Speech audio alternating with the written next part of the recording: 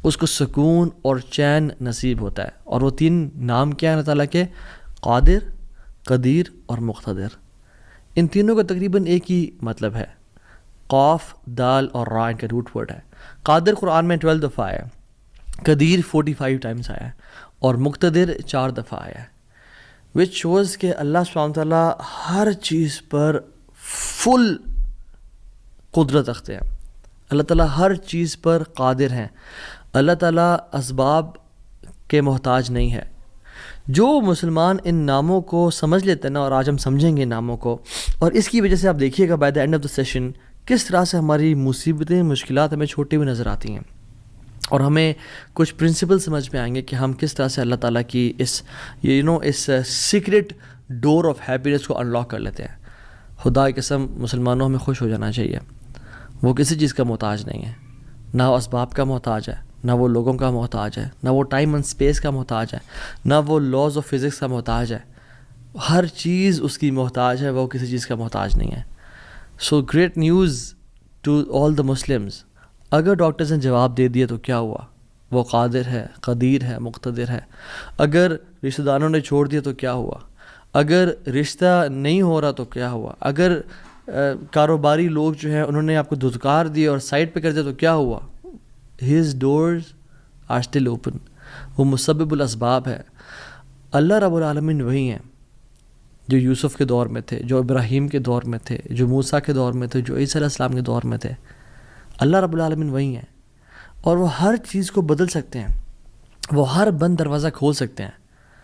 مقتدر کا مطلب تو سبحان اللہ یہ ہوتا ہے کہ اس میں نا قدیر کی بھی بلاغت ہے، یعنی جو ہر چیز پر مکمل مکمل مکمل قدرت رکھتا ہے.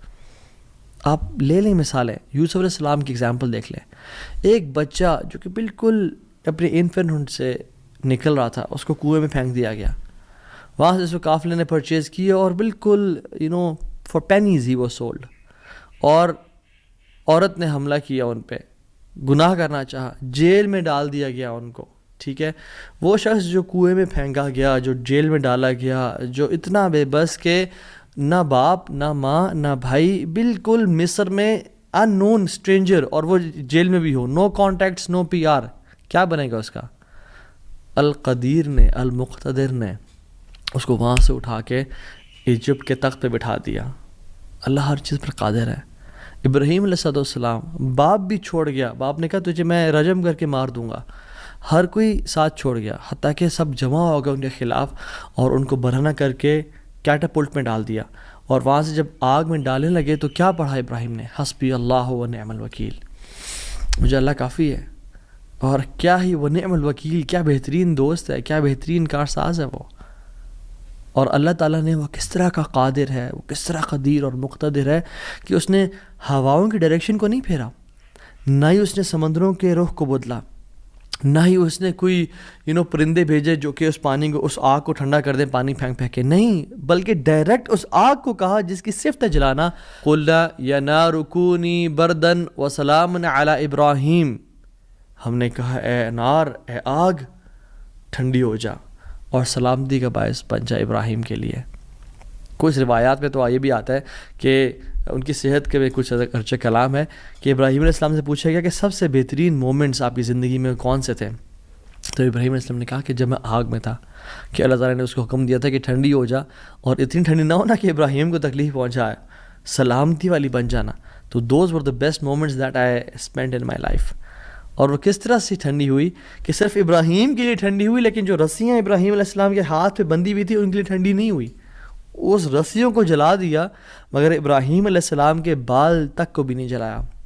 اور جب ابراہیم اس آگ سے نکلے تو ان کا جو باپ تھا آزر، وہ دیکھ رہا تھا اور کہتا ہے نعم رب کو یا ابراہیم، کیا رب ہے تیرا ابراہیم. یعنی ایک کافر کو ایک مشرک کو تو یقین آ گیا کہ کیا رب ہے ابراہیم کا. ہم نے 50-60 سال زندگی گزار لی لائف کے، کچھ نے مجھ جیسے نے تو 20-30 سال گزارے زندگی کے. ہمیں ابھی تک رب کی قدرت پہ یقین نہیں آیا. ہمیں ابھی تک آنیسٹلی اللہ تعالیٰ کے مکمل قادر ہونے پہ یقین نہیں آیا.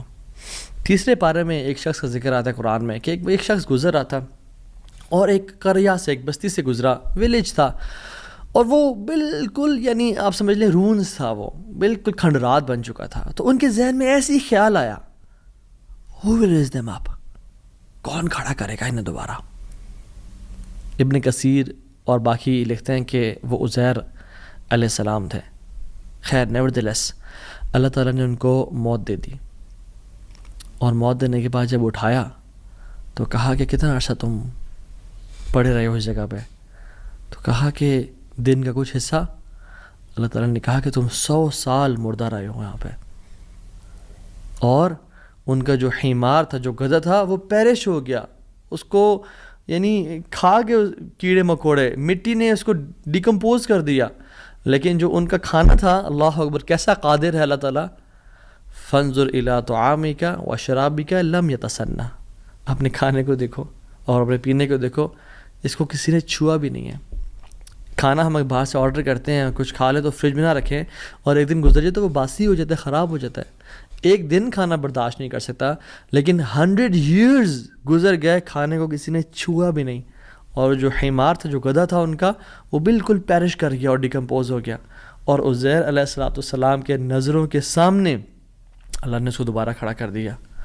کیا کہتے ہیں سب دیکھ کے، اللہ کی قدرت کے مناظر دیکھ کے، جب اللہ کی کامل قدرت دیکھی اور اتھارٹی اوور تھنگس دیکھی، تو کیا کہا؟ قلنا اعلم ان اللہ علی کل شیء قدیر. قال اعلم ان اللہ علی کل شیء قدیر، میں جان گیا ہوں کہ اللہ تعالیٰ ہر چیز پر قادر ہے.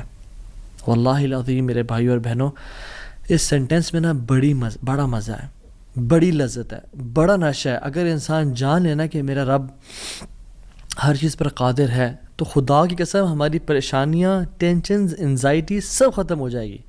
تو آپ نے گھبرانا نہیں ہے انشاءاللہ، ٹھیک ہے.